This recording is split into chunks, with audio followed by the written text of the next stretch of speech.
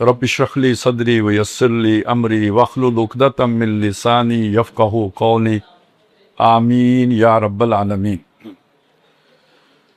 हम तारीख़ का मुताला कर रहे हैं। अभी नवीद अहमद अब्बासी साहब ने आपके सामने उम्मत मुस्लिमा की तारीख़ का एक खाका सामने आपके रखा है, जो बोर्ड पे अभी तक लिखा हुआ मौजूद है।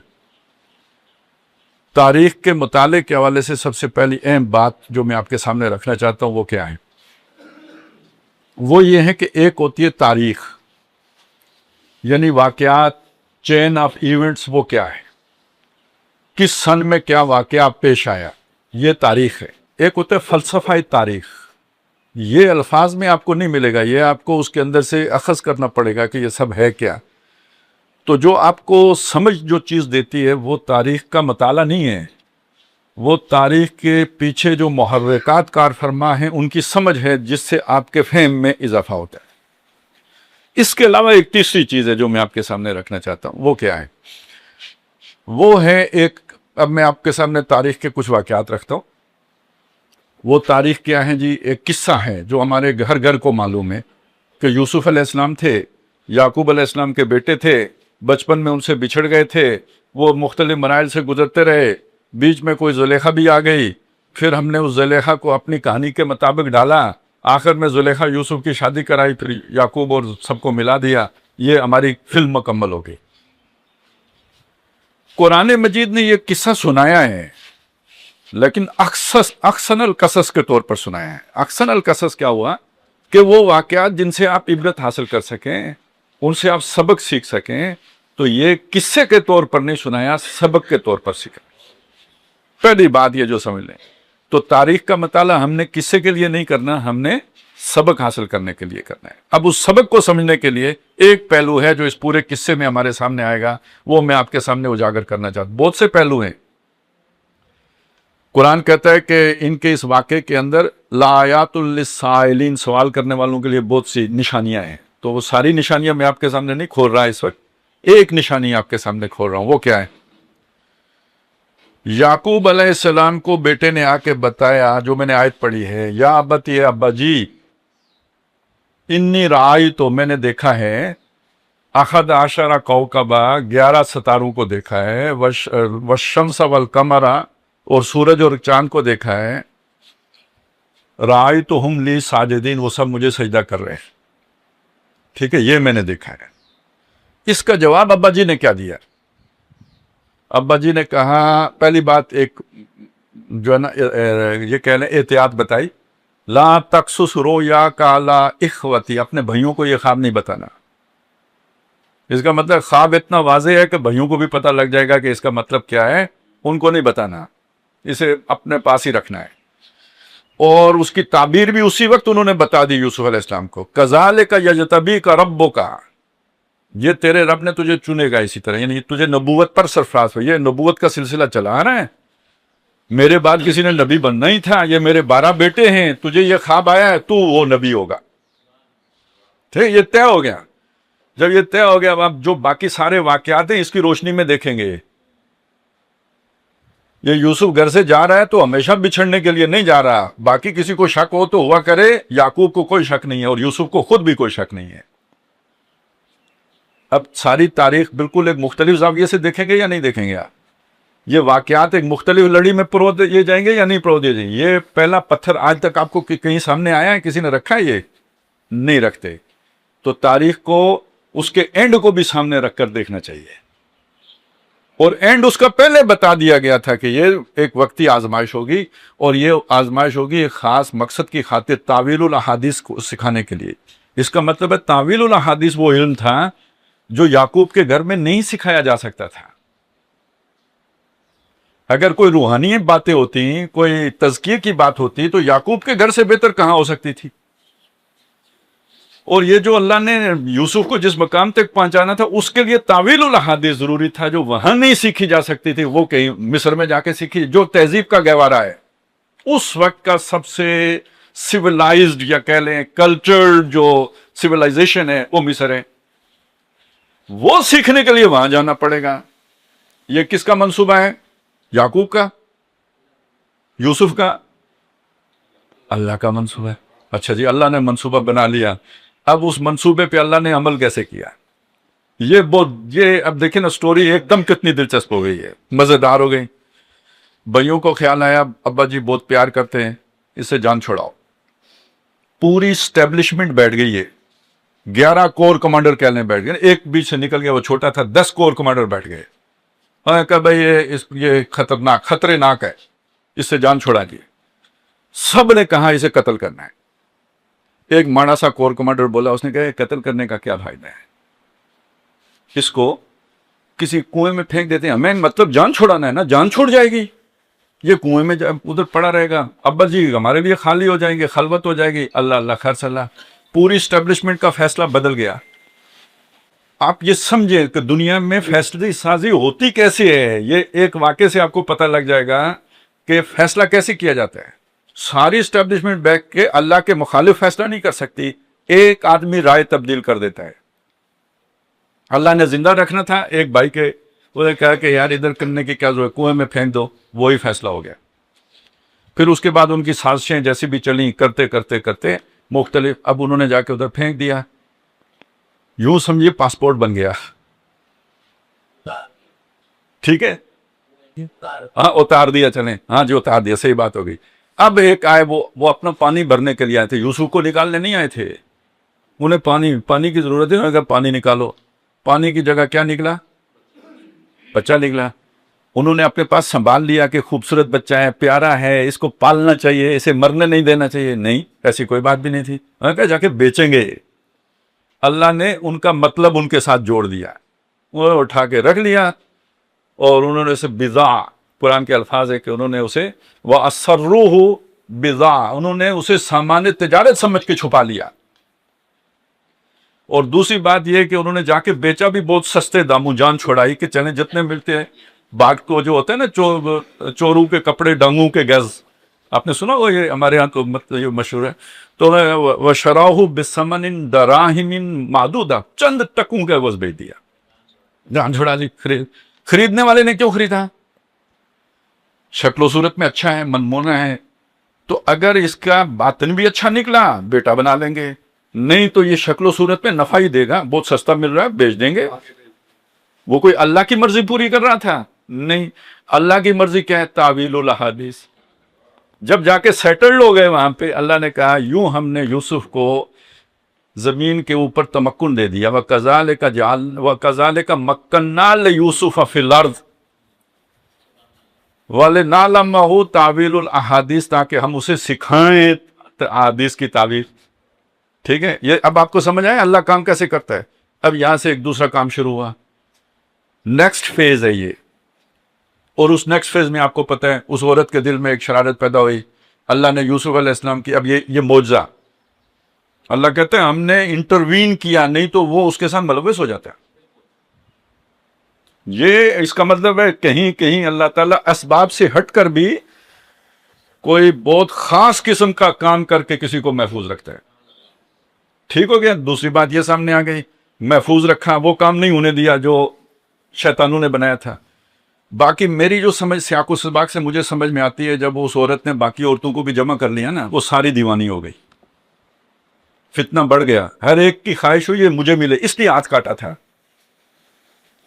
اور آگے بھی الفاظ آتے ہیں، جب ان لوگوں نے دیکھا فلما راؤ، جب انہیں نظر آیا، وہ بداؤ لہم، جب ان پر یہ حقیقت کھل گئی، یعنی ہر طرف وہ عورتیں دیکھیں نا، پانی مانگا وہ پریشان بیٹھی ہوئی ہے، تو سمجھ تو آ جاتی ہے نا کہ کیا چکر ہے۔ انہوں نے کہا یار یہ اس سے جان چھڑانی پڑے گی، اسے جیل میں پھینکو۔ یہ اینٹی کلائمیکس ہے سٹوری کا، اگر آپ اس سٹوری کو لے کے چلیں، یہ اینٹی کلائمیکس ہے کہ اس سے نیچے کدھر جانا ہے، جیل میں چلا گیا ہے۔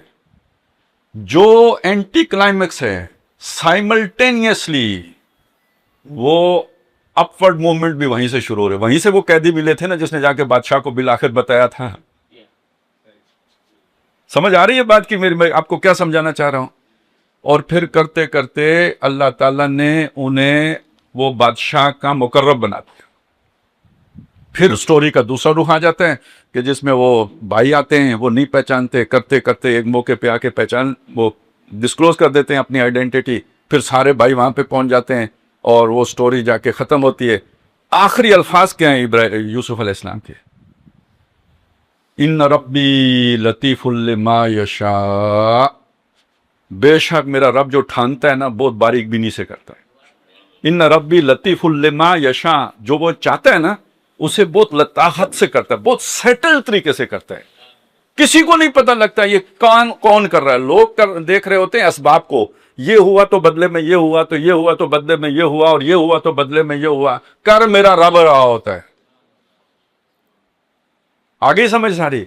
اب اس کو فٹ کریں نا ادھر جو دنیا میں ہو رہا ہے، یہ چائنا ہے، یہ امریکہ ہے، یہ اسرائیل ہے، یہ پاکستان ہے، یہ انڈیا ہے، یہ فلانا ہے، بس یہ کوئی زلیخا ہے تو کوئی یوسف ہے تو کوئی یعقوب ہے تو کوئی جو ہے نا وہ سارے ہیں، اصل کون ہے؟ اللہ ہے، وہ ایک سطح پہ اسے۔ لہذا تاریخ کو جب بھی آپ دیکھیں زمانہ کون ہے؟ ٹھیک ہے نا، اس کو بھولیں نا، یعنی آپ چیزوں کو دیکھنے کی سطح مقرر کرنے۔ ایک سطح یہ ہے چیزوں کو وہ ہو کیسے رہی ہیں، اور جب ان کو اس طرح جائزہ لیں نا ہو کیسے رہی ہیں، تعصب نکال کے، ایمان بھی نکال کے، انہیں معروضی طور پر سمجھیں، آبجیکٹیولی دیکھیں یہ کیا ہو رہا ہے۔ یہ پہلا فیز ہے۔ پھر اس کے اندر دیکھیں یہ کہ دنیا میں جو کر رہے ہیں نا یہ ان کے اپنے موٹیوز کیا ہیں، یہ دوسری سطح ہے۔ اور اس کے لیے بھی آبجیکٹیو ہونا پڑا۔ آپ کو کسی کے ساتھ محبت یا نفرت کا رشتہ رکھے بغیر سمجھیں اس کو۔ ان دو باتوں کو سمجھنے کے بعد پھر دیکھیں اللہ کا منصوبہ کیا ہے، وہ اب آپ کی سمجھ ہوگی جو اس کے ساتھ اس کو جوڑے گی، آپ کی حکمت ہوگی۔ یہ تاویل الاحادیث ہے کہ اس حدیث کو اللہ کے ایمان کے ساتھ جوڑ کے دیکھ سکیں آپ۔ اور اسی سورہ یوسف میں ایک آخری اصول دے دیا گیا، حالات و واقعات بہت مایوس کن ہو جاتے ہیں، اتنے مایوس کن ہوتے رہے کہ وقتی طور پر اب یعقوب علیہ السلام کو ساری بات کا پتہ ہے، لیکن دکھ کے مارے آنکھیں سفید ہو گئی ہے، رو رو کے آنکھیں سفید ہو گئی ہے، سارا گھر پاگل سمجھ رہا ہے۔ ایک طرف یہ کیفیت ہے، اور دوسری طرف کیا کیفیت ہے؟ کہہ رہے ہیں یوسف آئے گا، فلا تیأسوا بروح اللہ، اللہ کی رحمت سے مایوس نہ ہو۔ یا بنی استحسسوا یوسف، یوسف کو تلاش کرو۔ وہ کہتے ہیں کدھر یوسف، وہ تو سارے پریشان ہیں، یوسف کدھر گیا ختم۔ یعقوب علیہ السلام کہتے ہیں نہیں ختم، یوسف آئے گا۔ اب میں یہاں پہ کیا بات آپ کے سامنے رکھنا چاہ رہا ہوں، جو بھی حالات و واقعات ہو جائیں، اللہ نے فرما دیا، اللہ کے نبی نے بتا دیا، اسلام آئے گا، اسلام آئے گا۔ مایوسی جتنی بھی ہو جائے، بے شک ہو جائے، اسلام آئے گا۔ یوسف اگر آیا ہے تو اسلام بھی آئے گا، ٹھیک ہے نا۔ اب وہ آیت آخری جو ہے نا، حتیٰ اذا استیأس الرسل، اگر لوگ مایوس ہو گئے تو کوئی پریشانی کی بات نہیں، رسولوں پر بھی اس کو ہم یہ تو نہیں کہیں گے کہ مایوس ہو گئے، لیکن یہ کہ وسوسے کے درجے میں مایوسی کی کیفیت آتی رہی ہے۔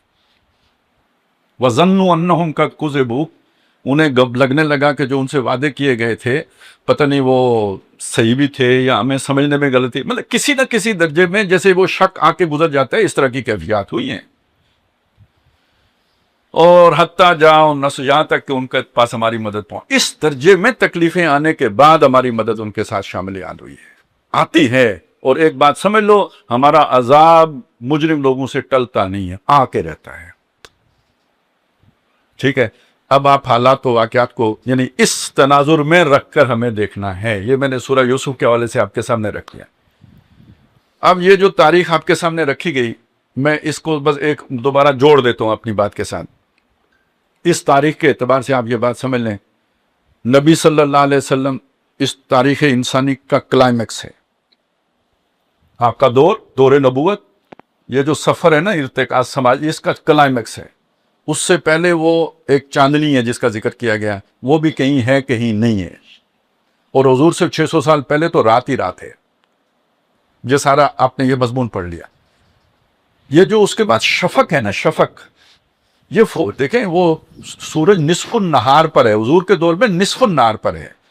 خلافت راشدہ کے دور کو ہم شفق نہیں کہیں گے، بلکہ بعض اعتبارات سے تکمیل ہوئی ہے اس کی۔ سورج ویسے ڈھلنا تو 11:30 بجے شروع ہو جاتا ہے، لیکن گرمی کی شدت 2-2:30 بجے زیادہ ہوتی ہے۔ تو یہ سمجھ لیں کہ اسلام کا جو ظہور ہے اور جو اس کی برکات ہیں، جتنی حضرت عمر رضی اللہ تعالیٰ عنہ کے دور میں آ کے ظاہر ہوئی ہیں نا، اتنی دور نبوت میں بھی نہیں تھی. جب میں بالکل سوچ سمجھ کے آپ کے سامنے بات رکھ رہا ہوں. اسی لیے دنیا میں اگر مثال دی جاتی ہے تو حضرت عمر کے دور کی دی جاتی ہے. تو یہ محمدن لا، لیکن یہ کہ وہ خلیفہ کون؟ عمر. تو حضور کے جو بیچ تھا نا، اس نے پورے طرح جو بارآور ہوا ہے وہ حضرت عمر کے دور میں آ کے ہوا ہے. تو یہ شفق کا دور اصل میں کون سا ہے کہ جسے ہم کہیں گے یہ جو ایک عربوں کا دور ہے. عرب جیسے تیسے بھی تھے، اسلام بہرحال کسی نہ کسی درجے میں افراد کے اندر انٹیکٹ تھا. یہ شفق کا دور میری سمجھ کے مطابق یا میری تعبیر کے مطابق یہ در حقیقت سلطنت عثمانیہ کا دور، جب وہ روشنی بہت دھندلا گئی تھی، آخری درجے میں بس ٹمٹما رہی تھی.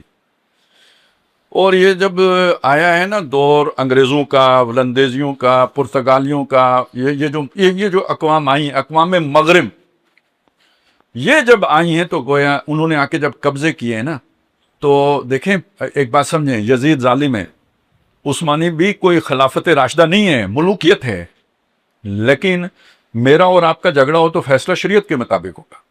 ہاں، بادشاہ سے ہم شریعت کے مطابق نہیں پوچھ سکتے، لیکن ان لوگوں کے لیے انہوں نے نظام شریعت کا رکھا ہوا ہے. انگریز کے آنے کے، اور یہی وجہ ہے کہ ہمارے علماء کے ہاں اقامت دین کا وہ یہ والا تصور نہیں ملتا. انہیں یہ کبھی یہ خیال ہی نہیں آیا کہ وہ دین کے اندر کوئی خرابی پیدا ہو گئی ہے.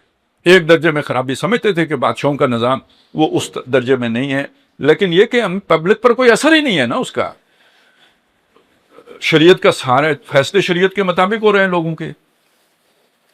جب انگریز آ گیا ہے تو اب جا کے اس نے یہاں پہ قانون اپنا نافذ کر دیے، شریعت کا قانون ختم کر دیا. جہاں فرانسیسی آ گئے وہاں فرنچ لا نافذ ہو گیا، شریعت کا قانون ختم ہو گیا. اب لوگوں کو پہلی دفعہ احساس ہوا کہ ہم کدھر گئے. اس دور میں آپ کو وہ ساری باتیں ملیں گی کہ پستی کا کوئی حد سے گزرنا دیکھے، اسلام کا گر کر نہ ابھرنا دیکھے، مانے نہ کبھی کہ مد ہر جزر کے بعد دریا کا ہمارے جو اترنا دیکھے. اور اب مسلمان بے قرار ہو کے اٹھے ہیں. مسلمانوں نے جہاد کے جذبے سے سرشار ہو کے انگریزوں کے خلاف مزاحمت کی ہے اور ہزاروں لاکھوں شہید ہوئے ہیں. علماء نے مزاحمت کی. یہ نہیں، یہ کون کہتا ہے کہ نہیں ہوئی ہے مزاحمت؟ 1857 کی جنگ آزادی کے پیچھے کون ہے؟ اور یہ جو بات کہی جاتی ہے کہ جی ہندوستان میں دہلی کی کوئی درخت نہیں تھا جس پر کسی نہ کسی عالم دین کی جو ہے نا وہ جسد لٹک نہ رہا ہو، تو مزاحمت تھی تو اس کے بعد ہے. البتہ ایک بات سمجھ لیں، اس تمام تر مزاحمت کا نتیجہ صفر نکلا ہے، بلکہ ہر مزاحمت کے بعد غیر اقوام زیادہ مضبوط ہوئی ہے. 1831 کی تحریک شہیدین کے بعد پورے پنجاب بالآخر جا کے انگریز کے قبضے میں چلا گیا. پہلے سکھوں کے قبضے میں تھا، انگریزوں کے قبضے میں چلا گیا. اور 1857 کی جنگ آزادی کے بعد تخت برطانیہ کی براہ راست حکمرانی ہندوستان کے اوپر ہو. پہلے نہیں تھی، پہلے وہ جو ہے نا ٹھپے کے لیے رکھا ہوا تھا بادشاہ بہادر شاہ ظفر. 1857 کے بعد یہ ممکن ہوا. ہر مزاحمت، جیسے دلدل میں آپ پھنستے ہیں، ذرا سے حرکت کرتے اور پھنستے ہیں، ہر مزاحمت کے بعد اور پھنستے چلے گئے.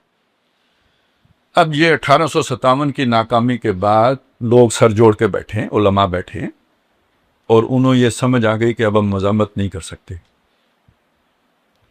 10 سال کے بعد انہوں نے ایک فیصلہ کیا ہے، اور یہ فیصلہ ہے انہوں نے بنائے ہیں مدارس. یعنی یہ جو دیوبند کی بنیاد رکھی گئی ہے نا، یہ اگر آپ دیکھیں تو یہ کوئی عمارت نہیں تھی. مدرسہ بنانے کا یہ مطلب نہیں کہ بلڈنگ بنائی تھی. اور کہا جی ہم جا کے تو بس پڑھائی کا کام کریں گے تاکہ یہ تہذیب ہماری محفوظ رہ جائے، نہیں تو گم ہو جائے گی. یہ بالکل وہ صورتحال تھی جیسے اوپاس شہید ہو گئے تو خطرہ پیدا ہوا قرآن ختم ہو جائے گا، تو اب اسے کتابی صورت میں لکھو. جیسے سنت کے اندر جب لوگوں کے عمل میں کمی آئی تو محسوس ہوا سنت گم ہو گئی تو لوگ ہو جائے گی، تو لوگوں نے احادیث کی کتابیں مرتب کرنا شروع کر. تو جب یہ محسوس ہوا کہ ہماری تہذیب ہی بالکل ختم ہو جائے گی اور انگریز تہذیب چھا جائے گی، تو انہوں نے کہا جس کو بچا سکتے ہو اس سے کٹو. نہ ہم ٹیبل پر بیٹھیں گے، نہ کرسی پر بیٹھیں گے، نہ ہم جو ہے نا یہ کالر والے قمیض پہنیں گے. یہ نہیں، ہم بائیکاٹ کریں گے انگریز کی تہذیب کا، اور ہم اپنی تہذیب کو زندہ رکھیں گے آئسولیشن میں. تو یہ اس کا آغاز تھا جسے ہم مدرسہ دیوبند کہتے ہیں. اس کے 10 سال کے بعد علی گڑھ میں بھی مدرسہ بن گیا، مکتب کہیں یا مدرسہ کہیں، جو بھی آپ اسے نام دیں، وہ ایک دوسری کوشش تھی، اور وہ بھی تعلیمی کوشش تھی۔ البتہ یہ دونوں ایک دوسرے کے اینٹی تھیسس تھے۔ اس میں یہ تھا کہ جی ہم انگریز کی تہذیب کو سیکھیں گے، سمجھیں گے، انگریزی تعلیم حاصل کریں گے، نہیں تو ہم تو دنیا میں بالکل ہی غیر متعلق ہو جائیں گے، ہندو چھا جائے گا اور ہم بالکل ہی دب کے رہ جائیں گے۔ یہاں سے ایک نئی بات شروع ہوئی جو ایک دوسرے سے بالکل متصادم ہے۔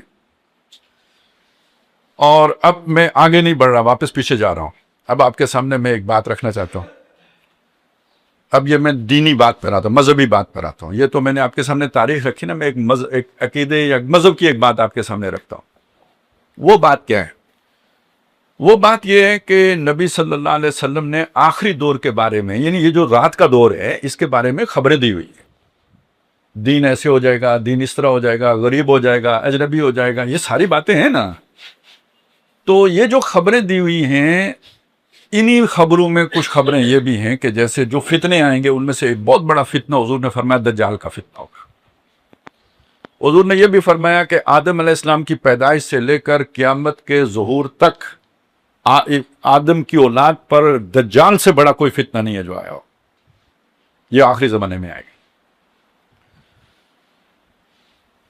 اس کے بارے میں یعنی پورا ہمارا لیکچر صرف دجال پر بھی ہو سکتا ہے، بلکہ اس سے زیادہ ٹائم بھی درکار ہوگا، لیکن میں اس وقت وہ سارے مسائل پر نہیں جا رہا، میں صرف آپ کو اس فتنے سے آگاہ کرنا چاہ رہا ہوں۔ اس کے بارے میں جو ظاہر کب ہوگا، تو جو ہمارے سامنے بات آتی ہے وہ یہ آتی ہے کہ عیسیٰ علیہ السلام یعنی مہدی، حضرت مہدی کے آنے کے بعد ایک وقت میں یہ غصہ کھا کے نکلے گا، اس وقت یہ ظاہر ہوگا، یعنی یہ خروج ہوگا اس کا، کس کا؟ دجال کا۔ اچھا، اب جو دجال کے بارے میں نبی صلی اللہ علیہ وسلم نے فرمایا کہ جب وہ نکلے گا نا، تو اس کا پہلا دن آپ نے فرمایا کہ تمہارے 1 سال کے برابر ہوگا۔ دوسرے دن کے بارے میں آپ نے فرمایا کہ وہ تمہارے 1 مہینے کے برابر ہوگا۔ اس کا تیسرا دن تمہارے 1 ہفتے کے برابر ہوگا، اور اس کے باقی جو دن ہوں گے، 3 دن تو یہ ہو گئے، تو باقی جو 37 دن 40 دن وہ رہے گا، تو جو باقی 37 دن ہے وہ تمہارے معمول کے دنوں کی طرح کیا ہے۔ اب یہ تو ہو گئی حدیث۔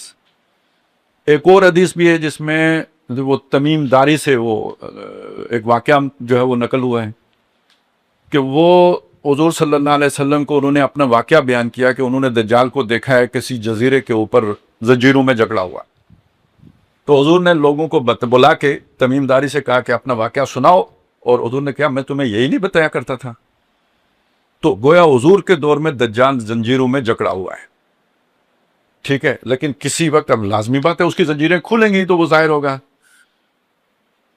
اور اب دیکھیں ایک جو تفسیر اس کی گئی ہے، اسی تشریح کہہ لیں، وہ یہ کی گئی ہے کہ جب وہ ظاہر ہوگا نہیں عیسیٰ علیہ السلام کے دور میں، تو یہ تینوں یعنی پہلا دن اس کا سال کے برابر ہوگا، یہ سارا کر کے کیلکولیٹ کر کے علماء نے نتیجہ نکالا وہ تقریباً 13 مہینے زمین پر رہے گا۔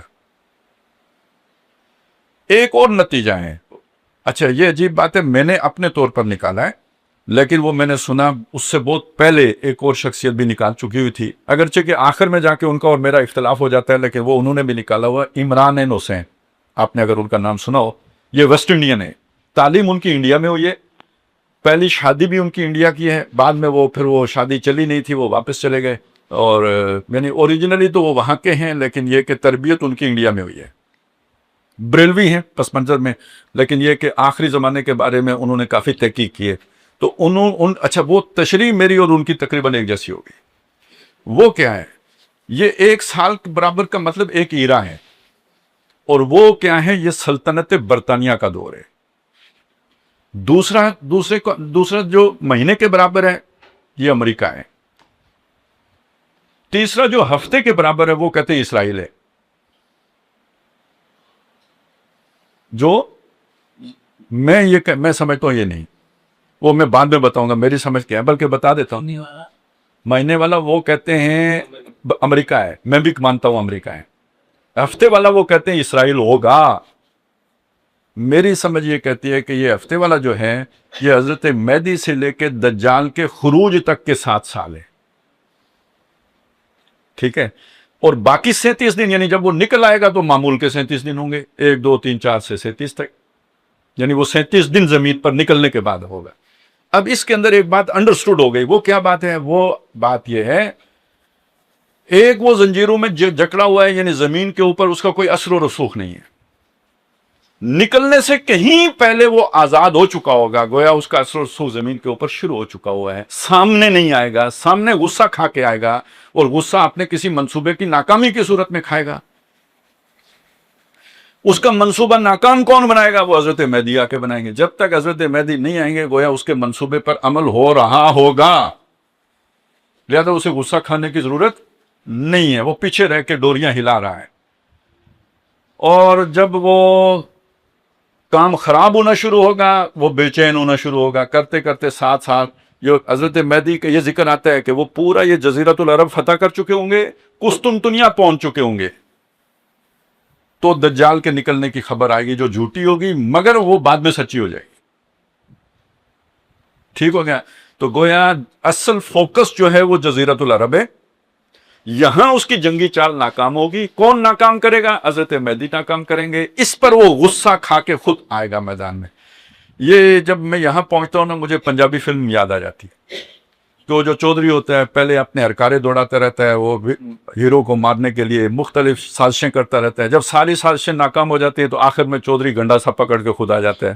تو یہ بالکل یہ مجھے وہ سین لگتا ہے کہ وہ جو ہے نا وہ دجال آخر میں خود نکل آئے گا۔ اب طے ہم نے یہ کرنا ہے امکانی طور پر کہ یہ یعنی آزاد کب ہوا ہے۔ اہم ترین سوال یہ ہے کہ آزاد کب ہوا ہے۔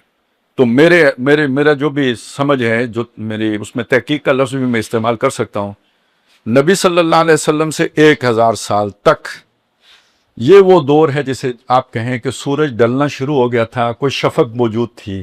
1000 سال کے بعد یہ دجال جو ہے نا یہ آزاد ہو گیا۔ جب یہ آزاد ہو گیا، یہ اصل میں آپ اگر جو ہے نا یہ یہودیوں کا لٹریچر پڑھیں گے تو اس میں سے آپ کو یہ چیزیں ملیں گی۔ اس میں مکاشفات میں یہ چیزیں شامل ہیں کہ جب یہ فارکلیت آئیں گے، یعنی محمد رسول اللہ صلی اللہ علیہ وسلم فاران کی پہاڑیوں سے فارکلیت آئیں گے، تو وہ پوری دنیا میں ان کی روشنی پھیلے گی، رحمت ہوگی، سب کچھ ہوگا۔ 1000 سال کے بعد، یعنی ان کے 1000 سال کے بعد پرانا سانپ یعنی شیطان یاجوج و ماجوج کے لشکر لے کر قدسیوں کے شہروں پر ٹوٹ پڑے گا۔ تو یہ جو میں نے آپ کو بتایا کہ ہماری رات کا دور کون سا ہے، جب یہ اقوام مسلمانوں کے اوپر غالب آ گئی، اور جب یہ غالب آئی ہیں تو اب یہ وہ دور ہے کہ جو دجالی دور کا آغاز ہو گیا۔ اس کو ذرا تھوڑا دوسری طرح سے دیکھ لیں۔ یہ تاریخ آپ نے پڑھی نا بنی اسرائیل کی، میں نے آپ کو پہلے رکوع سورہ بنی اسرائیل کے پہلے رکوع کا حوالہ دیا تھا۔ سورہ بنی اسرائیل کے آخری رکوع میں ذکر آتا ہے کہ ایک اور آخری وعدہ بھی ہے، فَإِذَا جَاءَ وَعْدُ الْآخِرَةِ جِئْنَا بِكُمْ لَفِيفًا، ہم تمہیں واپس لپیٹ کے لے آئیں گے۔ جب قرآن نازل ہو رہا ہے، یہاں سے نکلے ہوئے ہو، یروشلم میں آباد نہیں ہو، تمہارا ڈایاسپورا چل رہا ہے، لیکن آخری وعدے کا وقت جب آئے گا تمہیں ہم واپس لے کے آئیں گے۔ تو یہ واپسی کا سفر آپ کو نوید صاحب بتا رہے تھے کہ جب حضرت عمر رضی اللہ تعالیٰ عنہ نے چارج لیا ہے، چابیاں لی ہیں عیسائیوں سے، تو انہوں نے طے کروایا تھا کہ یہاں پہ یہ آ ہی نہیں سکتے۔ انہوں نے بڑی ریکویسٹ کر کے حضرت عمر نے یہ منوایا تھا کہ یہ ان کو زیارت کرنے کی ہم اجازت دیتے ہیں، لیکن یہ طے ہو گیا تھا یہاں پہ رہ نہیں سکتے، رہائش نہیں رکھ سکتے، کوئی گھر نہیں خرید سکتے، مکان نہیں بنا سکتے۔ تو یہ 1924 تک اس پر عمل ہوتا رہا۔ کب اس پر عمل متروک ہوا؟ 1917 میں در حقیقت یہ جو ہے نا سلطنت برطانیہ نے ہم سے چھین لیا تھا یہ، اور جب خلافت ختم ہو گئی تو اب ان کو یہاں پہ یہ بالفور ڈکلیریشن ہے، یہ 17 کا، یہ 1917 کا بالفور ڈکلیریشن ہے، جس میں یہ اعلان کیا گیا کہ یہودی آ کے یہاں پہ اب رہائش بھی رکھ سکتے ہیں۔ اور یہ جھوٹا پراپیگنڈا ہے کہ انہوں نے آ کے زمینیں خریدی، فلسطینیوں میں بیچی بھی ہیں، خریدی بھی ہیں، لیکن یہ ساری ملا کے بھی نا 1948 میں وہ پراپرٹی جو یہودیوں کے قبضے میں تھی وہ کوئی 13% یا 16% کے قریب تھی، باقی ساری فلسطینیوں کے پاس تھی۔ تو خیر میں کہنا آپ کے سامنے یہ رکھنا چاہ رہا تھا کہ جب یہ لوگ قومیں آئیں، انہوں نے ہم سے یروشلم چھینا، تو انہوں نے لا کے ان کو یہاں پہ آباد کیا۔ تو قرآن مجید کی سورہ انبیاء میں ذکر آتا ہے کہ حتیٰ اذا فتحت یاجوج و ماجوج وہم من کل حدب ینسلون، بلکہ اس میں یہ ہے، اس سے پہلے الفاظ یہ ہیں کہ یہ جو ہے نا یہ زمین میں یہ وَحَرَامٌ عَلَىٰ قَرْيَةٍ أَهْلَكْنَاهَا أَنَّهُمْ لَا يَرْجِعُونَ، وہ بستی جس کو ہم نے ہلاک کر دیا وہ واپس نہیں آ سکتے۔ حیران ہو ان پر، واپس آباد نہیں ہوں گے. حتیٰ اذا فتحت یاجوج و ماجوج وہم من کل حدب ینسلون، یہاں تک کہ یاجوج و ماجوج کھل جائیں، وہ ہر بلندی سے اترتے ہوئے آ رہے ہوں. یہ میں زیادہ اس کی وہ ٹائم نہیں ہے میرے پاس، اگر آپ زیادہ دیکھنی ہے تو ایک کتاب ہے مولانا مناظر حسن گیلانی نے اس سورہ مبارکہ کی سورہ کہف کی تفسیر لکھی ہے، التذکیر بسورۃ الکہف کے عنوان سے. اس میں انہوں نے یہ ساری تفصیل بیان کی ہے جو میں آپ کے سامنے عرض کر رہا ہوں کہ یہ یاجوج ماجوج کے آنے سے یہ آبادی ممکن ہوئی. اقبال کا بھی ایک شعر ہے، وہ بھی سن لیں. علامہ اقبال نے بھی اسی مضمون کو انڈورس کیا ہے. وہ کہتے ہیں کھل گئے یاجوج و ماجوج کے لشکر تمام، چشم مسلم دیکھ لے تفسیر حرف ینسلون.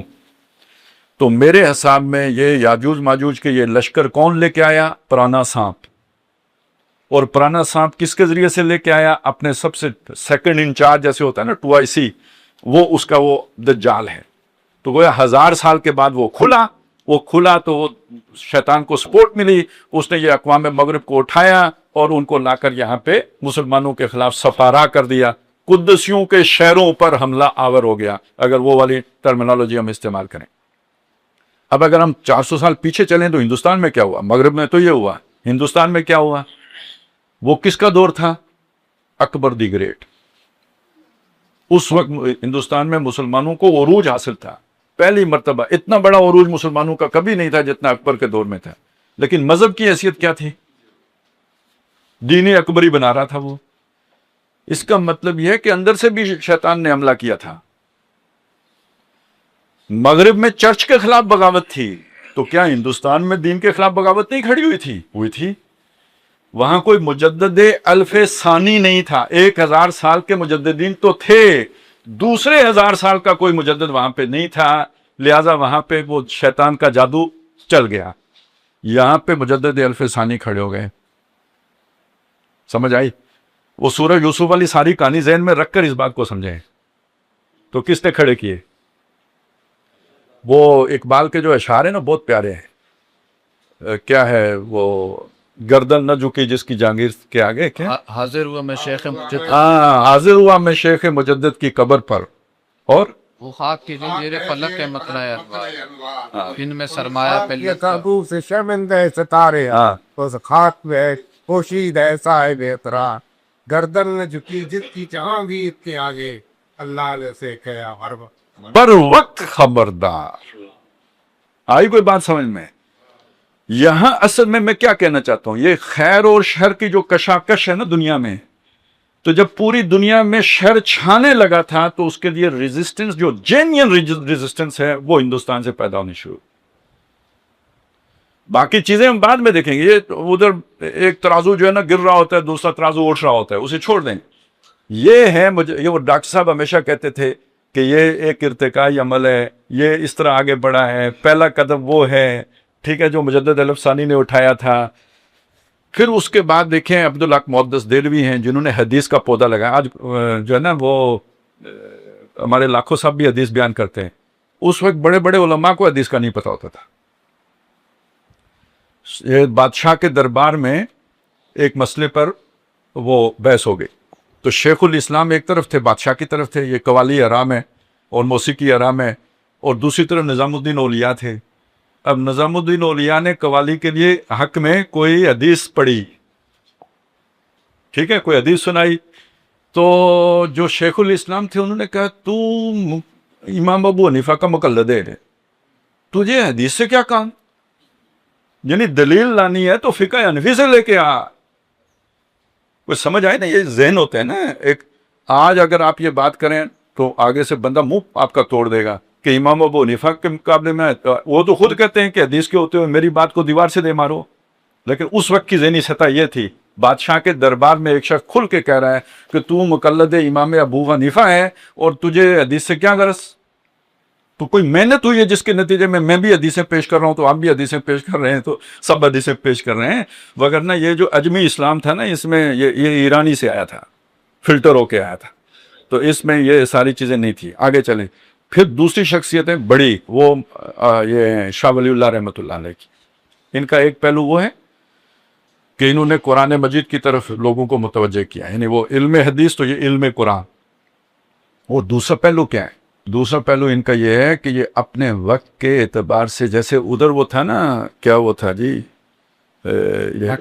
مارٹن لوتھر، تو یہ سمجھیے یہ اسلام کی یہ وہ خدمات انہوں نے پیش کی ہیں. سوشل جسٹس کا تصور ان کے یہاں سے ملے گا آپ کو.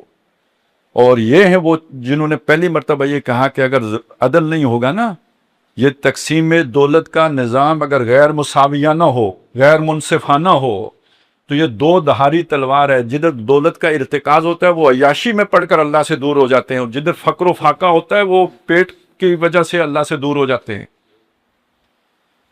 یہ مسلمانوں کو انہوں نے یہ تعلیم دی ہے. اب یہاں سے اصل میں دیکھیں، ایک طرف آپ کا سیاسی زوال اپنے نقطہ عروج کو پہنچ گیا ہے. جس شاہ ولی اللہ کا دور وہ ہے کہ مسلمان بالکل کمزور ہو چکے تھے اور ہندوؤں کے غلام ہونے کے قریب تھے. انگریز ابھی نہیں ہیں. یہ تو یعنی مرٹا طاقت اتنی طاقتور ہو گئی تھی اورنگزیب کے بعد کہ یہ کام گویا ختم ہونے کے قریب تھا. لیکن شاہ ولی اللہ رحمۃ اللہ علیہ کی وجہ سے وہ ایک علمی تحریک اٹھی، اور دوسری طرف سیاسی طور پر اتنے بیدار تھے کہ انہوں نے خط لکھا تھا، یہ جو ہے نا بادشاہ جو تھا یہ احمد شاہ عبدالی کو، اور اس نے حملہ کر کے مرٹا طاقت توڑ دی تھی. اب چونکہ وہ پنجاب سے گزر کے گیا تھا، پنجاب میں آج کل یہی سوچ پائی جاتی ہے کہ وہ ڈاکو تھا اور یہ تھا اور وہ تھا. میں پھر وہی آپ کو سورہ یوسف میں لے جاؤں گا، اس کی نیت وہ جانے، اس کا خدا جانے، مجھے نہیں پتا کیا تھی. ٹھیک ہے، خط اس کو ضرور تاریخی طور پر ثابت ہے کہ انہوں نے لکھا تھا، شاہ ولی اللہ نے لکھا تھا. لیکن ہمیں کیا فائدہ ہوا؟ یہ اسلام ختم ہو جانا تھا اگر وہ نہ آتا تھا. اللہ تعالیٰ نے اس کے ذریعے سے اسلام کو ہندوستان میں باقی رکھا.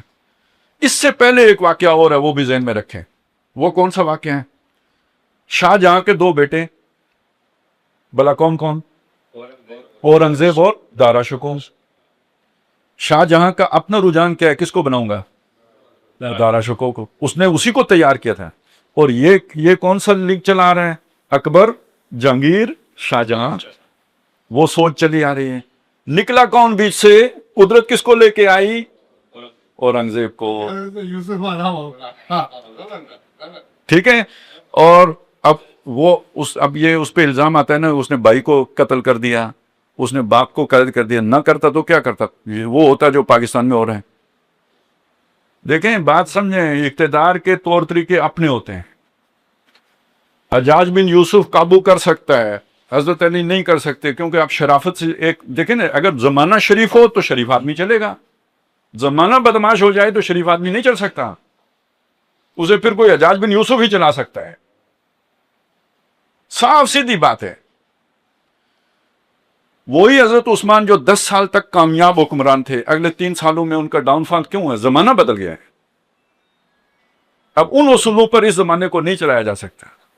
انہوں نے کہا جی میں اپنی جان دے دوں گا، لیکن اپنی جان کی حفاظت میں کسی کی جان نہیں لوں گا. اس کی بجائے وہ کہتے ہیں کہ جو اٹھا میں اس کی جو نا ٹانگیں جو چیر دوں گا. کسی نے اٹھنا تھا؟ یہ بغاوت ہونی تھی. یہ زمانے کے فرق کے ساتھ اصول حکمرانی بدل جاتے ہیں.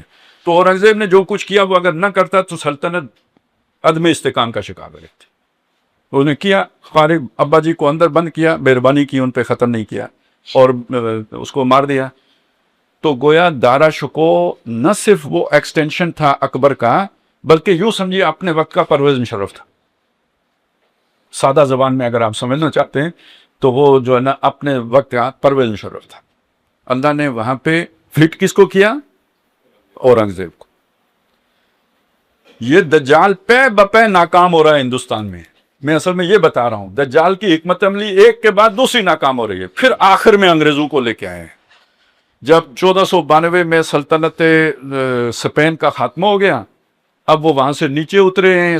وہ جناب round the Cape of Good Hope ادھر سے گھوم کے وہ پہنچے ہیں ہندوستان، اور وہ پھر شروع ہو گئے اس سے جو ہے نا کاروبار اور یہ اور وہ کرتے کرتے وہ بعد میں میرا خیال ہے یہ شاہ جہاں ہی تھا، اس کو بواسیر ہو گئی تھی، اس کا آپریشن کیا تو وہ جو ہے نا اس نے خوش ہو کے کوئی جائیداد دے دی. کرتے کرتے کرتے کرتے وہ بالکل مسلط ہو گئے، ہندوستان پر قبضہ کر لیا انہوں نے. اب وہ دوبارہ جوڑ لیجیے، وہ جو میں ادھر سے لے کے آیا تھا یہ بھی میں نے ساتھ جوڑ دیا. اب آگے چلیں.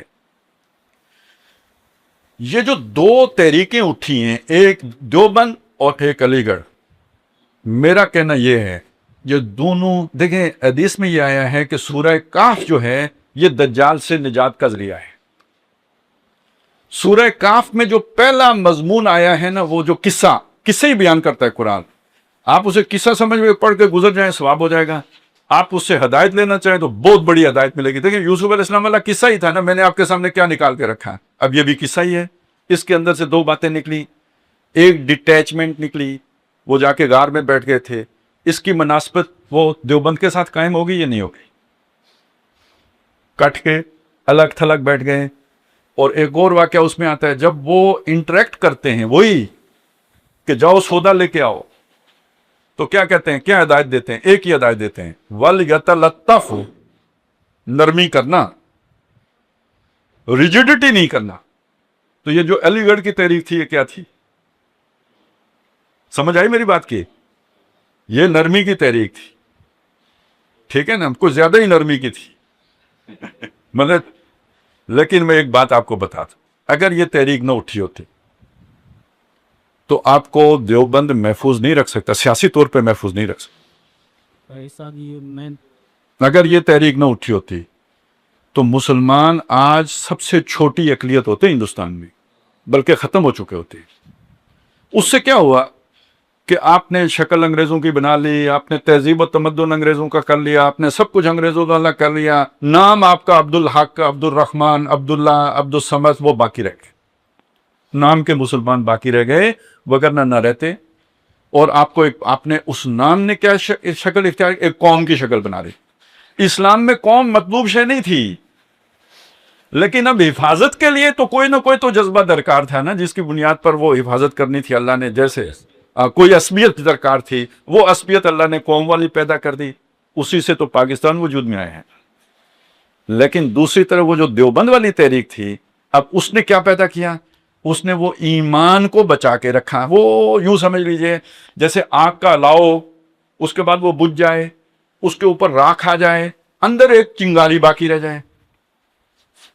آپ اس کے اوپر گھاس بوس لا کے رکھیں گے، کوئی کاغذ رکھیں گے، اوپر کوئی لکڑی رکھیں گے، پھونکے ماریں گے، وہ بڑک. لیکن وہ چنگاری اگر باقی نہ رہتی تو کہاں سے بڑکاتے؟ تو جب ہمیں وہ تھوڑی سی سیاسی جو ہے نا وہ سانس لینے کا موقع ملا، اس کی وجہ سے تو پھر ایسی شخصیات پیدا ہوئی جو مجمع البحرین تھی، جیسے علامہ اقبال، جیسے ابوالکلام آزاد، جیسے مولانا مودودی، جیسے ان جیسی باقی شخصیات. انہوں نے ان دونوں کو جوڑنے کی کوشش کی. اچھی باتیں اس تحریک سے بھی لی، اچھی باتیں اس تحریک سے بھی لی. سمجھ آ رہی ہے میری بات کی؟ اور یہ وہ چیز تھی کہ جس کو قبول کس نے کیا؟ جو اہل مدرسہ میں سے بھی حق پرست تھے وہ ان کی طرف آئے، مگر وہ تھوڑے تھے. آپ نے وہ جو مضمون سنا ہے نا، میں جن روم کی تلاش میں ہوں وہ اسکولوں اور کالجوں میں زیادہ ہیں اور خانقاہوں اور مدرسوں میں کم ہیں، تو زیادہ کہاں تھے؟ تو ان تحریکوں کو زیادہ سپورٹ کہاں سے ملی؟ اور کالج اور یونیورسٹی کا حالات میں آپ کو بتا دوں، میرے پاس میرے گھر میں میرے والد صاحب کی تصویر ہے جو کالج کی ہے. ہم اس سے بھی زیادہ گئے گزرے دیہات کے رہنے والے ہیں. ہمارے بالکل ایک جو سادہ جیسے ماحول ہوتا ہے اس طرح کا ایک ماحول تھا. آج بھی اگر کوئی پینٹ شرٹ میں گاؤں جائے تو اچھا نہیں سمجھا جاتا. تو اس وقت کا آپ سوچیں، تو میرے والد صاحب جس کالج میں پڑھتے تھے وہ ان کی گروپ فوٹو ہے، کسی بندے نے شلوار قمیض نہیں پہنی ہوئی، سب پینٹ شرٹ میں. اور ان کا جو اسلامیات کا ٹیچر ہے وہ بھی پینٹ شرٹ پہ. یہ اسکولوں کالجوں کا ماحول تھا. آج میں یونیورسٹیوں میں جاتا ہوں، ایک طرف ننگ دڑنگ بھی ہے، ادھر ہی برقعے والیاں بھی ہیں. اکثریت کلاس روم میں داڑھیوں والوں کی ہوتی ہیں. تو یہ ان تحریکوں کے نتیجے میں یہ تبدیلی آئی ہے. اب آپ سمجھ آ رہی ہے نا میری بات؟ سورہ کاف میں جو دوسرا مضمون ہے نا، دوسرا قصہ، وہ ایک باغ والے شخص کا جو امیر کبیر آدمی تھا، دولت مند تھا، صاحب حیثیت تھا، اور اس کے مقابلے میں ایک فقیر درویش جوتیاں چٹکاتا پھرنے والا. ان دو آدمیوں کا مکالمہ ہے. لیکن وہ جو جوتیاں چٹکانے والا ہے نا، اس کے اندر جرت ہے، پادری ہے، کوئی اس کے اندر جو ہے نا وہ احساس کمتری اور احساس مروبیت نہیں ہے. اور وہ ہم ٹھوک کے اسے کہتا ہے کہ یہ مجھے امید ہے اپنے رب سے کہ تیرا باغ برباد ہوگا اور اس جیسا باغ اللہ مجھے عطا کرے گا. جب میں یہ قصہ پڑھتا ہوں نا، اور مجھے اقبال کے وہ شعر یاد آتے ہیں، تمہاری تہذیب اپنے خنجر سے آپ خودکشی کرے گی، جو شاخ نازک پہ آشیانہ بنے گا نا پائیدار ہوگا. اور سنا ہے قدسیوں سے میں نے کہ وہ شیر پھر ہوشیار ہوگا. آپ سوچیں جب سر سید احمد خان یہ تعلیم دے کے جا رہے ہیں کہ تم اپنے رنگ کو چھوڑ کر باقی ہر چیز میں انگریز بن جاؤ, کتنی مروبیت ہے. میں ان کا کریڈٹ دے رہا ہوں کہ اگر وہ یہ نہ کرتے تو ہم نام کے مسلمان بھی نہ رہتے. لیکن جو اگلا سٹیپ ہے اس کو سمجھیے کہ اس راک سے جو اگلا مرحلہ آیا وہ کیا تھا؟ آنکھوں میں آنکھیں ڈال کر بات کرنا, جرأت سے بات کرنا اور ریجیکٹ کرنا. تمہاری تہذیب کچھ بھی نہیں ہے, ہماری تہذیب اس سے بہت اعلیٰ ہے, عرفہ ہے, بہترین ہے. اصل مجھے تو اس شے نے اعتماد دیا کہ میں اسلام کی طرف آیا. آپ لاکھوں صاحب سے بھی پوچھیں, اس شے نے اعتماد دیا ہوگا تو یہ اسلام کی طرف آئے. آج کے ہر نوجوان کو اس شے نے اعتماد دیا تو وہ اسلام کی طرف آیا. یہ سورہ کاف کا دوسرا واقعہ ہے. سورہ کاف میں بیچ میں کچھ اور چیزیں آئی ہیں, وقت کافی ہو گیا, میں ان کو چھوڑ رہا ہوں. وہ اس میں ایک وہ تکوین کا اور تشریح کا واقعہ بھی آ گیا, اس کو سورہ یوسف سے جوڑ لیں, آپ کو سمجھ آ جائے گی. کرتا سب خدا ہے, ظاہر میں جو کچھ بھی ہوتا ہے شر ہے یا خیر ہے, اس میں خیر ہی ہوتا ہے. آخری کیا ہے؟ آخری یہ ہے کہ ذوالقرنین کا ذکر ہے. دیکھیں شروع کہاں سے کیا؟ اللہ والوں کی حالت کیا تھی؟ اصحاب کہف. ختم کہاں کیا؟ اللہ والا. وہ اللہ والا کون ہے؟ بادشاہ. غرب بھی فتح کر رہا ہے, شرق بھی فتح کر رہا ہے, پہاڑ بھی فتح کر رہا ہے, دریا بھی فتح کر رہا ہے. یہ کون ہے؟ یہ ذوالقرنین.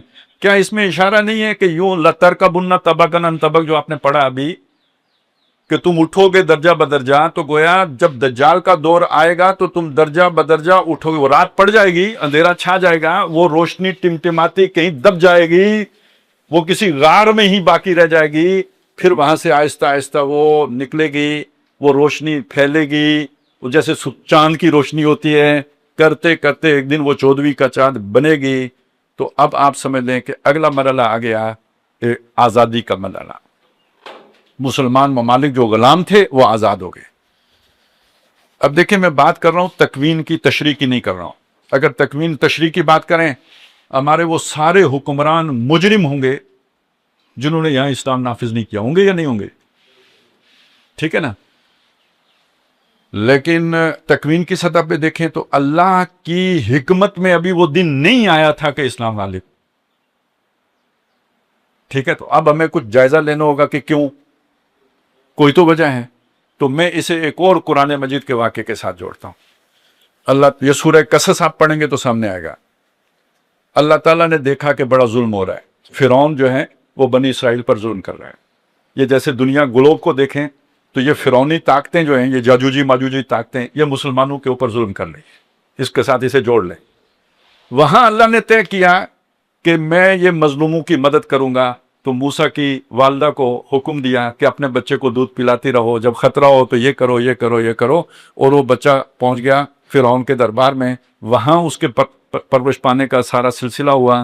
بالآخر اسی بچے کے ہاتھوں وہ سلطنت اللہ نے نابود کر دی. کتنا لمبا منصوبہ ہے, بہت لمبا منصوبہ ہے. اب آپ دنیا کو دیکھیں, یہاں پہ کفر چھایا ہوا ہے, رات گہری ہو گئی ہے, ظلماتم بعضھا فوق بعض کی کیفیت ہے. ایک کہیں ٹمٹماتے جو ہے نا وہ شمع ہے کسی غار کے اندر روشن, اب اللہ نے اس کو بڑھانا شروع کر دیا ہے. ترکبن طبقا عن طبق, سیاسی آزادیاں حاصل ہو گئیں. تو پھر اس کے بعد کیا ہوا؟ کرتے کرتے آپ ایک بڑی مضبوط عسکری طاقت بن گئے. اگلا مرحلہ کیا ہے؟ آپ ایٹمی طاقت بن گئے. اگلا مرحلہ کیا ہے؟ آپ میزائل ٹیکنالوجی آپ کے پاس آ گئی. اب اس کی اسباب کی سطح پہ کسی نے بھی یہ کام اللہ کی خاطر کیا؟ میری بات سنیں, دیکھیں پاکستان بننے کے پیچھے بھی آپ ڈھونڈیں نا تو مطلب ہی نکلیں گے, مطلب ہی نکلیں گے. نوابوں کے اپنے مطلب تھے, جاگیرداروں کے اپنے مطلب تھے, انگریزوں کے اپنے مطلب تھے, ہندوؤں کے اپنے, سب کے مطلب. جیسے بھائیوں کا مطلب, قافلے والوں کا مطلب, زلیخا کا مطلب, عزیز مصر کا مطلب, یہاں بھی سب کے اپنے اپنے مطلب. کوئی خدا کا مطلب بھی بیچ میں ہے یا نہیں؟ خدا کا مطلب بھی ہے, اور وہ یہ تھا اسلام کی نشت ثانیہ ہونی ہے یا نہیں ہونی ہے, اسلام کا غلبہ دوبارہ ہونا ہے یا نہیں ہونا ہے. تو اس کے لیے اسباب کس نے مہیا کرنے ہیں؟ انہم یکیدون کیدا واکیدوا کیدا. میں بھی تو منصوبہ بنا رہا ہوں, میں بھی تو تدبیر عمل کر رہا ہوں, میں بھی تو درجہ بدرجہ کسی کو تیار کر رہا ہوں. تو وہ موسیٰ جب بڑا ہو گیا, اب دیکھیے موسیٰ کا ارادہ فرعون کو چیلنج کرنے کا ہے, نہیں، چین آف ایونٹ ہے. لڑائی کسی اور کی ہو رہی ہے، موسیٰ نے ویسے مداخلت کی ہے، اپنی طرف سے ہلکا پھلکا موقع چھوڑا ہے، بندہ ہی پار ہو گیا، کام شروع. ایک پروسیس کو اللہ نے انیشیٹ کرنا تھا، وہ انیشیٹ ہو گیا.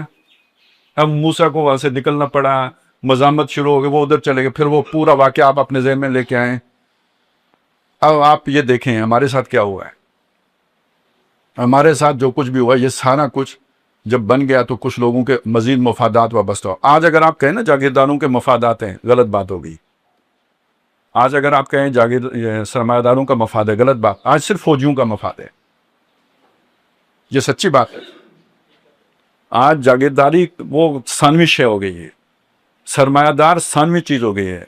یہ ملک اللہ نے فوجیوں کو سونپ دیا ہے، ان کا ہو گیا ہے. اور وہ کوئی اللہ والے نہیں ہو گئے تھے، ان کے مفادات ہیں. سب سے زیادہ اس پاکستان سے فائدہ ان کو پہنچ رہے ہیں، اس لیے کہ جاگیردار بہرحال جاگیردار ہے، وہ اپنی جاگیر سے کما کے کھا رہا ہے. ملک میں اسے حکمرانی ملے نہ ملے اسے کوئی فرق نہیں پڑتا، اس کا ایک لیونگ سٹینڈرڈ ہے. اور معاف کیجیے گا، مجھے ہو سکتا ہے آپ کو یہ بات اچھی نہ لگے، نواز شریف کھاتے پیتے گھر کا بیٹا تھا، وہ اقتدار میں نہ بھی آتا تو اس کا لیونگ سٹینڈرڈ یہی ہوتا ہے. سمجھ رہے ہیں میری بات؟ اسے کوئی فرق نہیں پڑنا. لیکن کیانی والدار کا پتر، جنرل ضیاء اللہ، ایوب خان، یہ تو سائیکل سوار لوگ تھے، اور یہ کہاں پہنچے؟ اصل فائدہ تو پھر ان کو ہوا نا، جن کی کلاس بدل گئی. ان کی پہلے سے وہی کلاس، بھٹو کی کلاس پہلے سے کیا تھی؟ نہ بھی اقتدار ملتا تب بھی زرداری.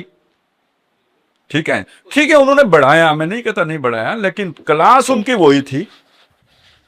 جن کی کلاس بدلتی ہے وہ ہمارے جرنیل ہیں، یا کچھ اور انٹلیکچوئل ہوتے ہیں جو اپنا دماغ بیچ کے تو وہ بھی اپنی کلاس چینج کر لیتے ہیں. تو ان کے پھر ان کی ہاؤسنگ سوسائٹیز ہیں، کاروبار ہیں، ساری چیزیں مل کے تو جتنی پاکستان کے دفاع کی ضرورت ان کو ہے نا، وہ کسی اور کو نہیں ہے. نہ مولوی صاحب کو ہے، نہ جاگیردار کو ہے، نہ سرمایہ دار. مطلب دیکھیں نواز شریف کا تو فائدہ ہے پاکستان نہ رہے، اس کا کاروبار ہندوستان میں بھی پھیلے گا. ٹھیک ہے، اس کا کاروبار تو ہندوستان میں بھی پھیلے گا، کیا فرق پڑے گا؟ لیکن جرنیل صاحب کی جرنلی تو ہندوستان میں نہیں چلے گی. تو اللہ تعالیٰ نے ان کو سچا پاکستانی بنا دیا. جب تک سروس میں ہے، جب تک نہیں، سروس کے بعد بھی نہ کوئی نہیں. یہ بات غلط ہے. باہر یہ عیاشی تھوڑی ہے جو پاکستان میں ہے. سر جی ہم ایسے باتیں، یہ پروپیگنڈا، میری بات سنیں. ان کو جو بادشاہی پاکستان میں میسر آتی ہے وہ باہر نہیں ہے. یہاں لا قانونیت کریں، یہاں پہ ان کو نوکر چاکر ملے ہوتے ہیں، یہاں پہ یہ جدھر جائیں ان کو جو عیاشی جو سہولت، وہ باہر کدھر ہے ان کے لیے؟ ادھر ہی رہتے ہیں. یہ جھوٹا پروپیگنڈا ہے کہ باہر چلے جاتے ہیں، نہیں، ادھر ہی رہتے ہیں. یہاں بادشاہ ہیں، یہ جیسے سعودی عرب میں شاہی خاندان ہے، یہاں یہ شاہی قبیلہ ہے. لیکن انہی کی وجہ سے پاکستان کی اللہ حفاظت کر رہے ہیں. اب دیکھیں بات کہاں پہنچی. اس وقت جو آپ کے سامنے دنیا ہے نا، ایک جنگ کے دانے پہ پہنچ چکی ہے. اور وہ جو سارے شر کی طاقتیں ہیں اس خطے میں آ کے، جب آپ یہ جزیرۃ العرب کو دیکھیں گے تو اس کا جو سامنے جو ہوتا ہے نا، جیسے چہرہ ہوتا ہے، اس فیس کا نام اسرائیل ہے. اور اللہ تعالیٰ نے لا کے پاکستان کو اسرائیل کے سامنے کھڑا کر دیا ہے. حالات و واقعات نے کھڑا کر دیا ہے. ویسے ہی کھڑا ہو، کوئی ارادے سے نہیں کھڑا ہوا، لا کے کھڑا کر دیا. اب یہاں سے میری امید ہے کہ کلینزنگ کا عمل شروع ہوگا. ایک ایتھنک کلینزنگ ہوتی ہے جو فلسطین میں ہو رہی ہے، جو کشمیر میں ہو رہی ہے، جو انڈیا میں ہو رہی ہے. ایک کلینزنگ ہوتی ہے، یعنی ایک جماعت کے اندر تطہیر ہوتی ہے. اور آہستہ آہستہ ہوگا، وہ بھی ایک دم نہیں ہوگا. لیکن یہ کسی کی نیت کو دیکھ کر نہیں کہہ رہا ہوں، اس خدائی منصوبے کو دیکھ کر کہہ رہا ہوں. ٹھیک ہے، نہیں آپ پاکستان کو نکال دیں، باقی اسلام کیا رہ گیا؟ 0 جمع 0 جمع 0 جمع 0 از اکول ٹو 0. اور یہ جو اس وقت ساری حرکت ہے، اس کا محور و مرکز کون ہے؟ تو ان چیزوں کو دیکھتے ہوئے بہت سی احادیث ہیں، میں نے وہ ساری، اس کا وقت نہیں ہے، میں اس سے بھی کم وقت میں سمیٹنا چاہ رہا تھا.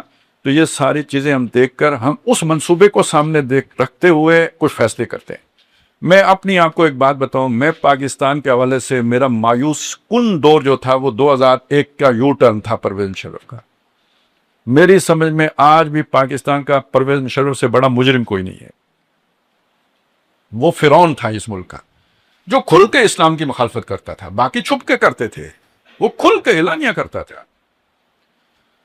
اس نے مجھ سے بہت سے جو ہے نا اچھے لوگوں کو مارا بھی ہے، گم بھی کیا ہے، بٹ ظلم کا انتہا تھی اس کے دور میں۔ اس پرویز مشرف کے دور میں بھی مجھے یہ لگتا تھا پاکستان نہیں رہے گا، باجوے کے دور تک مجھے یہی لگتا تھا نہیں رہے گا، لیکن پرویز مشرف کے دور میں ایک بات میں نے طے کی تھی اپنے لیے اس منصوبے کو دیکھتے ہوئے کہ کوئی جواز نہیں ہے کہ میں اس ملک کی حمایت کروں جو کردوتے ہیں ان کو دیکھتے ہوئے، لیکن خدا کے اس منصوبے کو دیکھتے ہوئے میرے پاس کوئی مجھے حق نہیں، میں ڈرتا ہوں اس بات سے کہ ایک خدا کے منصوبے کے آگے میں رکاوٹ بنوں، یعنی اس کی تخریب میں کوئی حصہ لوں۔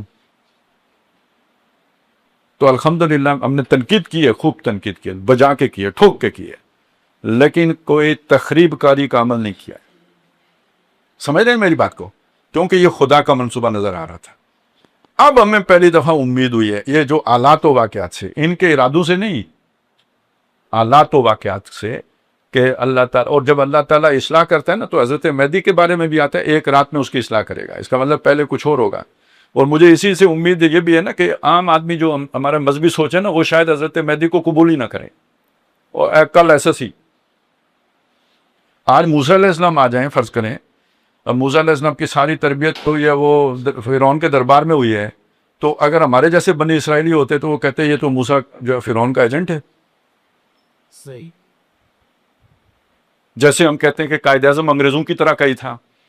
تو یہ قوم کو بھی آزادی دلانا ایک کام ہے، اور اللہ تعالیٰ، بہرحال یہ بھی حدیث ہے، اللہ تعالیٰ اپنے دین کا کام فاسق و فاجر سے بھی لے لیتا ہے۔ تو ہمیں یہ نہیں دیکھنا، اس پروسیس میں یہ نہیں دیکھنا کون کیا ہے، وہ اللہ جانے وہ جانے۔ ہم تاریخ کے اس رخ میں یہ دیکھ رہے ہیں کہ ہم اس وقت کہاں کھڑے ہیں، اور امت مسلمہ کا یہ جہاز کس طرف آگے بڑھ رہا ہے۔ یہ وہ چیزیں جو میں نے آپ کے سامنے، یہ میری سمجھ میں کدھر سے آ گئی ہے۔ ابھی عمران ریاض صاحب آپ کو ڈاکٹر صاحب کا ایک مضمون پڑھائیں گے، یہ سارا کچھ اس کے اندر موجود ہے، اس طرح نہیں ہے جیسے میں نے بیان کیا، لیکن پوٹینشلی اس کا بیج اس کے اندر موجود ہے۔ میں یہ چاہوں گا کہ اس کو آپ ذرا تسلی سے پڑھیں، دماغ میں لے کے جائیں، اور یہ جو جس آنکھ سے ہم دیکھ رہے ہیں وہ آپ کی بھی بن جائے گی، آپ کو بھی یہ بصیرت جو ہے نا حاصل ہو جائے گی۔ یہ ساری چیزیں تنظیم کے لٹریچر میں موجود ہیں۔ ہاتھ جوڑ جوڑ کے میں ان سے کہتا رہا کہ یہ چیزیں لوگوں کو پڑھائیں، لیکن وہ نہیں چاہتے تھے کہ یہ چیزیں لوگوں کو پڑھائی جائیں۔ اس وجہ سے غامدی صاحب کو کھل کھیلنے کا موقع ملا، نہیں تو جتنے لوگ غامدی صاحب کی طرف گئے وہ تنظیم کی طرف آتے۔ ہم نے وہ چیز دی ہی نہیں جو ہمارے لٹریچر میں موجود تھی، ہمارے اپنے پاس موجود تھی۔ تو یہ اب میں عمران سے گزارش کروں گا نا، آپ یہ مطالعہ کرائیں۔ یہ پوری کتاب تو نہیں پڑھائیں گے، لیکن یہ کہ چیدہ چیدہ جو ہے نا چیزیں، یہ جو احیائی عمل ہے اس کے اندر تو تدریج کے تقاضے ہیں، لَتَرْكَبُنَّ طَبَقًا عَنْ طَبَقٍ، اس کا پورا نقشہ ہے جو ڈاکٹر صاحب نے پیش کیا ہوا ہے یہاں۔